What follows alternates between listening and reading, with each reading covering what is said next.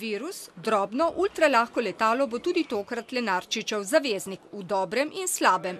Predvsem naslednje se Matevž skrbno pripravlja. Velike temperaturne razlike, vlaga, gostejši zrak, predvsem pa dolgi celo do 17 ur trajajoči poleti so huda preizkušnja tudi za najbolj izkušene pustolovce.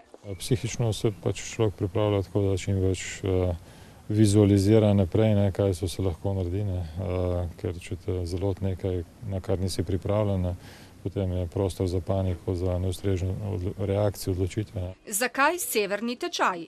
Arktika je za mene osebno tudi izziv, zato sem bil že z 19 leti na Grenlandiji, alpinistični odpravi, tako da imam tak poseben odnos do polarnih predelov. Pa ne le to. Sodelavci želi dokazati, da lahko tudi skromni pripomočki pomembno prispevajo k napredku znanosti. S pomočjo teh naprav bodo meritve črnega ogljika nad severnim delom zemeljske oble pokazale morebitna onesnaženja in njihove vire. Podatki, ki že koristijo mnogim raziskovalnim ustanovam. Zasnova letala in tehnologija sta pri tem nepogrešljiva.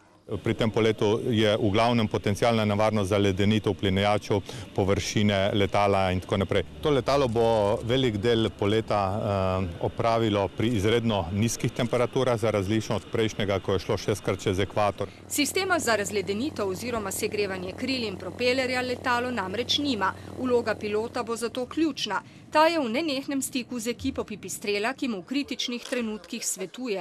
V 50 državah sveta pa imajo strokovne sodelavce. Celotni pustolovščini bo mogoče slediti tudi preko spleta in to v realnem času preko sistema Spider-Track. Lani je Matevža na ta način vsak dan spremljalo vsaj 3000 ljudi. V 3 mesecih in pol so na spletni strani zabeležili kar 1 milijon klikov. Odlična promocija slovenskega znanja in poguma.